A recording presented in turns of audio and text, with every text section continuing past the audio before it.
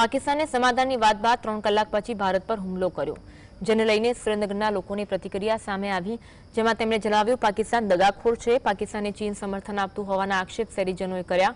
લોકોને પાકિસ્તાને વળતો જવાબ આપવાની માંગ કરી હતી.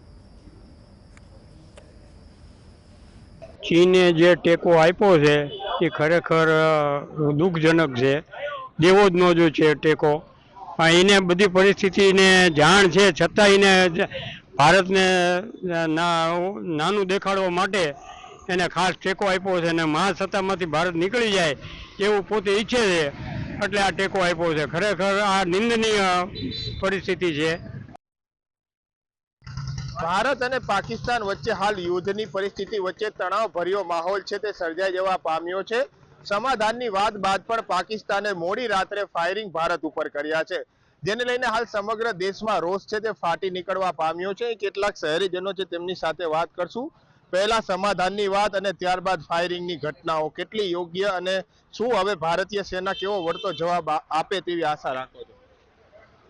એક તો સૌ પહેલા આપના માધ્યમથી જણાવીએ છીએ કે એક વખત જ્યારે સમાધાનની વાત થઈ જાય અને સમાધાન થયા પછી 5 કલાક પછી એકદમ આવો હુમલો કરવો, 80 જેવા ડ્રોન છોડવા અને ગુજરાત ઉપર ચારે બાજુથી હુમલો કરવો, એવી રીતે આખા ભારતમાં આખી કાશ્મીરથી કચ્છ સુધીનું જે આખી બોર્ડર છે એ બોર્ડર ઉપર હુમલા કરવા એ એકદમ અયોગ્ય છે અને પાકિસ્તાન આવું કાયમ કરતું આવે છે. આના માટે પાકિસ્તાન ઉપર ખરેખર તો આપણે જ તે હુમલો કરવો પડે એવી પરિસ્થિતિ ઊભી થઈ છે. આપણે યુદ્ધ નથી ઈચ્છતા, છતાંય ચીને પાછળથી જે ટેકો આપ્યો અને એ ટેકા આપવાના કારણે આ બધી પરિસ્થિતિ સર્જાણી એવું સ્પષ્ટપણે લાગે છે. ચીને જે ટેકો આપ્યો છે એ ખરેખર દુઃખજનક છે. દેવો જ ન જો છે ટેકો.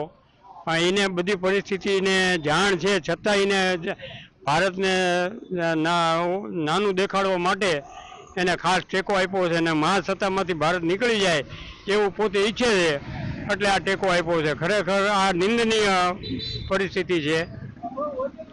અન્ય એક શહેરીજન પર છે તેમને પૂછશું, પાકિસ્તાને મોડી સાંજે જે હુમલો કર્યો છે કેટલો યોગ્ય અને વળતા જવાબમાં તેને શું આપવું જોઈએ અને શું તમારી માંગ છે?